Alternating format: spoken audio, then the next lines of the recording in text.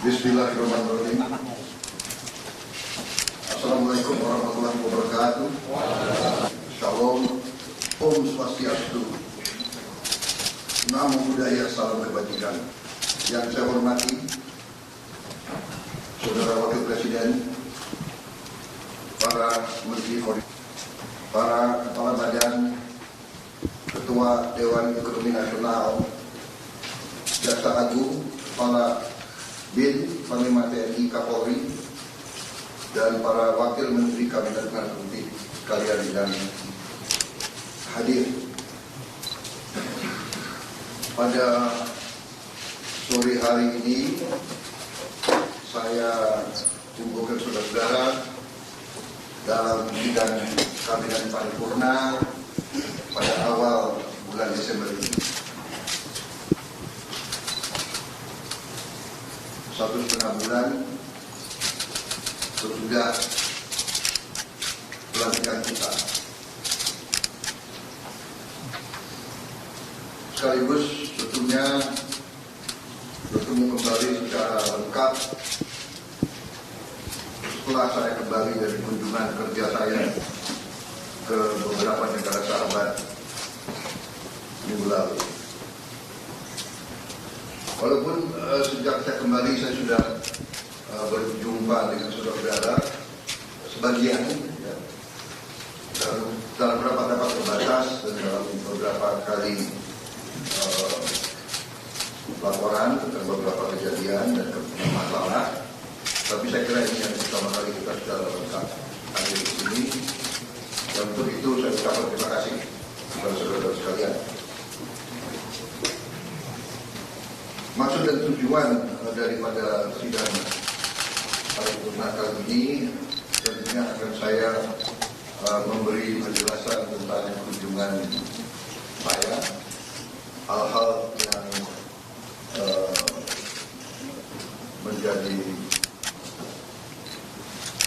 hasil daripada kunjungan tersebut dan temuan-temuan yang saya dapatkan dari interaksi saya beberapa minggu itu. Kemudian setelah itu saya ingin menyampaikan beberapa hal pengarahan saya tentang program-program yang kita jalankan. Tapi yang pertama saya ingin ucapkan terima kasih kepada saudara-saudara bahwa selama saya berada di luar negeri, saudara-saudara terus bekerja sebagai satu tim. Terima kasih Wakil Presiden, terima kasih para Menko, terima kasih semua Menteri Kepala Badan. Terima kasih semuanya. Saya monitor terus kejadian bencana erupsi Gunung Lewo Tobi laki-laki pun saudara telah tangani dengan baik, dengan cepat, dengan kerja tim. Terima kasih. Saya pantau dari luar melalui Vicon, kelihatan terkendali dan kelihatan kita tanggap. TNI Polri juga bertindak dengan sigap. Sekali lagi terima kasih kepada saudara-saudara sekalian. Saya juga menyampaikan apresiasi kepada Kabinet Merah Putih. Saya merasakan ada kerjasama yang sangat baik. Saya merasakan ada teamwork. Saya merasakan kita, kalau analogi tim sepak bola, kelihatan kekompakan, kelihatan semuanya kerjasama. Mungkin ini akibat retreat di Magelang.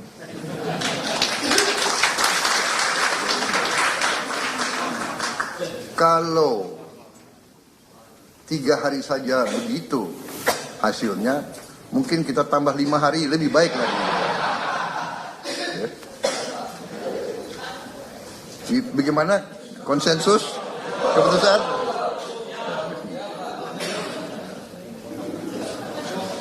Saya merasakan, kemudian saya ingin ucapkan terima kasih saudara-saudara, prestasi yang sudah kita berikan bisa dikatakan kita baru 1 bulan kita mengambil alih ya administrasi negara ini, ambil alih baru 1 bulan, tapi kita sudah bisa memberi kepada rakyat hal-hal yang penting. Pertama, penghapusan utang di bidang UMKM yang sudah cukup lama untuk para petani, para nelayan kita. Saya kira ini sangat dirasakan ya, sehingga mereka sekarang bisa lebih semangat, lebih aktif kembali. Upah minimum juga naik. Terima kasih pihak-pihak yang bekerja, Menteri Tenaga Kerja, ya, Menko, PMK dan PM. Terima kasih. Juga peningkatan kesejahteraan guru. Terima kasih, terutama terima kasihnya ke Menteri Keuangan ya, dan Menteri Pendidikan Dasar dan Menengah. Juga kita mampu menurunkan harga tiket pesawat 10% menjelang akhir tahun. Biasanya sudah lazim kalau akhir tahun harga tiket pesawat pasti naik. Terima kasih Menteri Perhubungan dan semua menteri-menteri BUMN. Terima kasih. Ini akibat teamwork yang baik di antara kita, di antara saudara-saudara.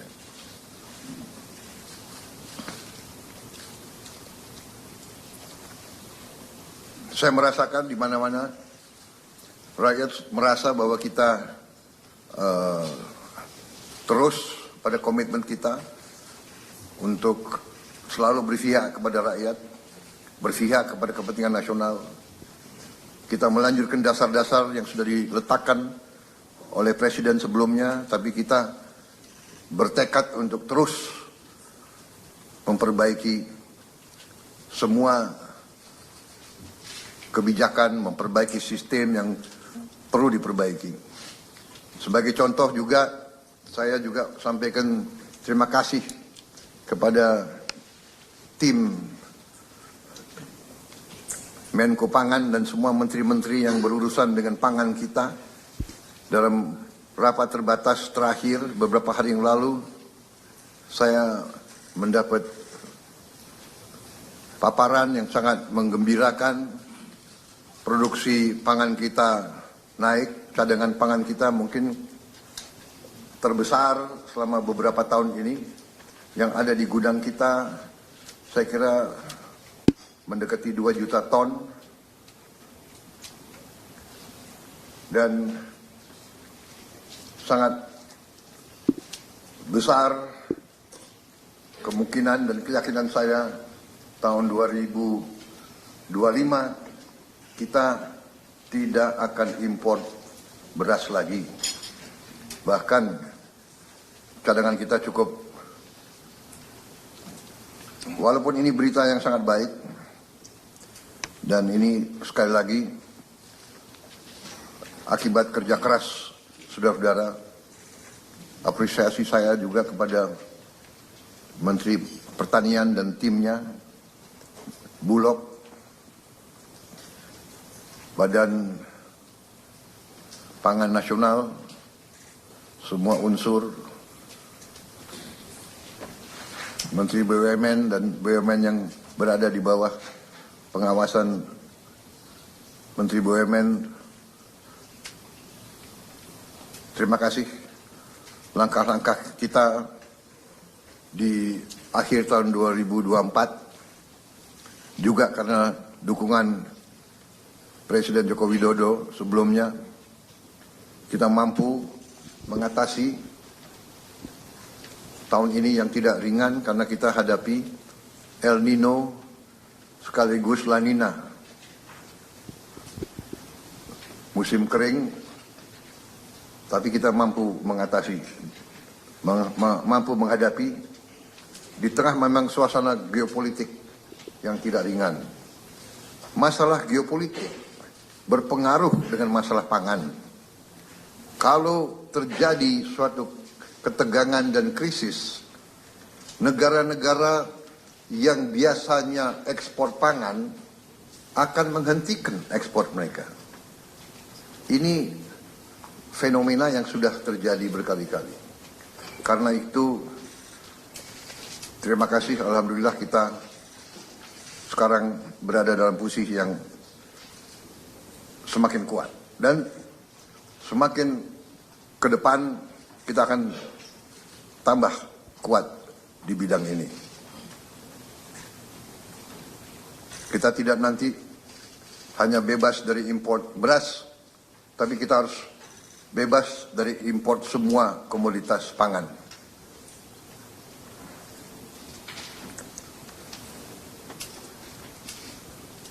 Saya juga menyampaikan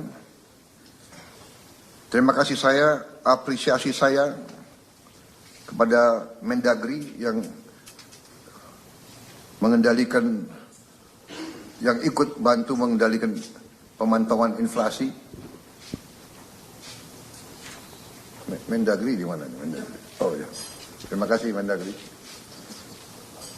Ini mekanisme saya kira yang dirintis di bawah pemerintah Pak Jokowi jarang dilaksanakan di banyak negara lain ya. Sebetulnya ini harus kita rahasiakan ini cara kita mengendalikan. Coba wartawan agak bisa di-delete nggak yang tadi itu? Ya, terima kasih. Ini suatu apa ya? Mungkin nggak diajarkan di Fakultas Ekonomi ya. Kalau soalnya bekas mantan presiden kita itu bekas wali kota, jadi ngerti bagaimana mengendalikan inflasi itu dari lapangan. Saya terima kasih kepada saudara-saudara juga TNI, Polri, BIN, KPU. Sampaikan terima kasih saya ke KPU, KPUD, Bawaslu, semua unsur yang telah berhasil melaksanakan pilkada serentak dengan baik, ya, dengan aman. Dalam hari yang sama, sekian ratus pemilihan berjalan dengan aman, tertib, dan berhasil. Bahwa di sana sini akan ada ketidakpuasan, akan ada yang melaksanakan gugatan dan sebagainya, itu tidak ada masalah, itu bagian dari demokrasi. Ya. Kita harus ingat, kita adalah demokrasi kalau tidak salah ketiga terbesar di dunia. Nomor satu India, nomor satu Amerika, nomor satu India, nomor dua Amerika Serikat, nomor tiga kita. Dan kita berhasil melaksanakan ratusan pilkada dengan tertib. Saya sendiri hadir di Bojongkoneng, di tempat saya lihat ceria, cerah, baik semuanya. Ya. Yang nakal wartawan nanya, Bapak pilih siapa? Ya jelas lah, masa saya milih. Ya kan, tapi tetap rahasia walaupun. Jadi pemilihan itu langsung, umum, bebas, dan rahasia. Jadi wartawan jangan nanya-nanya, saya pilih siapa, nyoblos siapa. Saya kira saudara-saudara, persiapan untuk akhir tahun, liburan Natal dan Tahun Baru 2025 mohon disiapkan dengan sebaik-baiknya. Ya. Sekali lagi, lintas kementerian, lintas lembaga bekerja. Memang di sini tentunya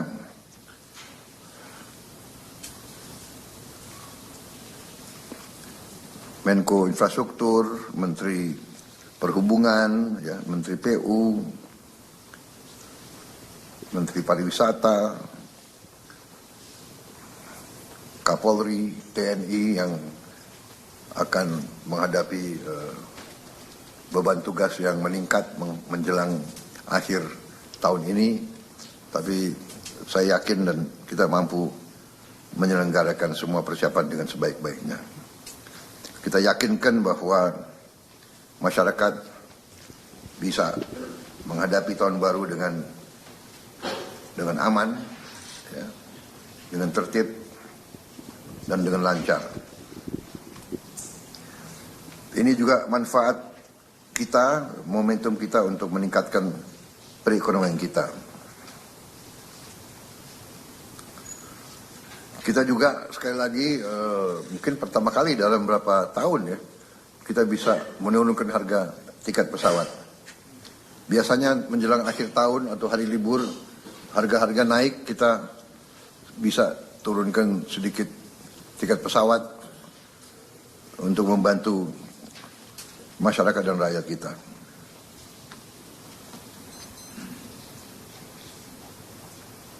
Tapi kita juga waspada supaya juga penurunan tiket pesawat juga tidak merugikan industri penerbangan.